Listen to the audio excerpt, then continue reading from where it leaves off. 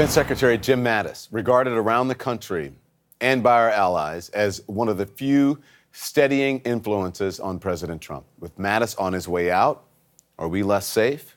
I'm joined now by CNN national security analyst James Clapper, the former director of national intelligence. I'm so happy that you could join us. Thank you so much, Director. I want to read to you what retired U.S. Army General Stanley McChrystal told CNN after the news of Mattis' resignation broke. He said, "The kind of leadership that causes a dedicated patriot like Jim Mattis to leave should give pause to every American." Simple question. Will Americans be less safe because James Mattis is leaving? Yes, Don, I think so. I mean, obviously the sun will come up tomorrow and somebody will follow Jim Mattis. I can't think of anybody who's going to replace him. I find this disturbing, but not surprising. Knowing Jim as I do, I figured it was a question of time when he would reach the point where he would have to do what he did. His letter is classic. It'll go down in history. It was compelling both for what it said and what it didn't say. What are you hearing, Director, from others in the national security and intelligence community? Well, I think everyone that I've engaged with is, upset and disturbed about it. I got an email from somebody earlier this evening saying, "This makes me very nervous. Tell me something that'll make me calm." And I said, "I don't think I can."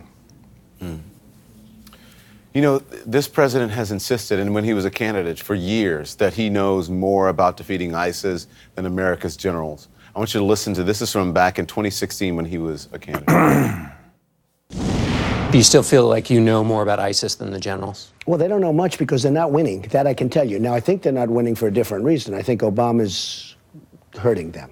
How so? It's being run, well, from what I hear, it's being run from the White House. So is President Trump doing exactly what he criticized President Obama for doing for our nation's top generals? He just quit over it. Yeah, exactly. And of course, President Obama initially didn't want to get engaged in Syria. And so that's another irony here is the parallels and similarities between President Trump and then his predecessor, whom he roundly criticizes. By the way, I have to say that it is completely wrong to assert that ISIS has been defeated. They have not been. You said just a moment ago that the letter was as compelling as what it said for what it didn't say. What didn't it say?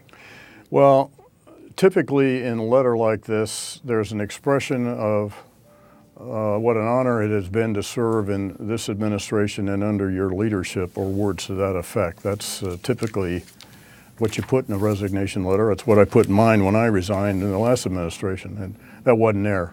And that was a pretty obvious and I think very compelling omission.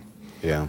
The last line was, "I very much appreciate this opportunity to serve the nation and our men and women in uniform." And as I said in my open, didn't say anything about the president.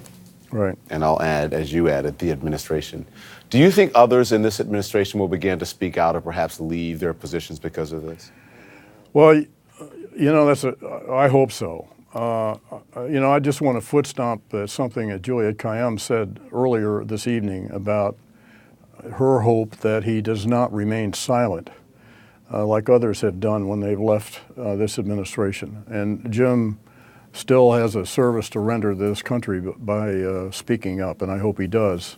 And I hope he, by the example that he set, that others will think hard about our values and what's important for this country, and can they look themselves in the face and continue to serve this president? Well, he made it 2 years before leaving. That pretty lengthy tenure for someone in Trump's administration. Who's going to want to take this job, you think, especially knowing that the president may just decide to ignore any advice that you're giving or making, and he does unilateral decisions all on his own. Oh, exactly. I mean, you know, he's a stable genius, so I guess he's capable of doing that.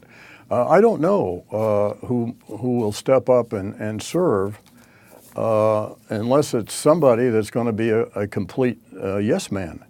And it seems to me that what the president much prefers is people who will, you know, just salute smartly and yes or 3 bags full, and march off and do whatever he wants done without any thought about the implications. And this withdrawal from Syria is reckless, in my view, as an example.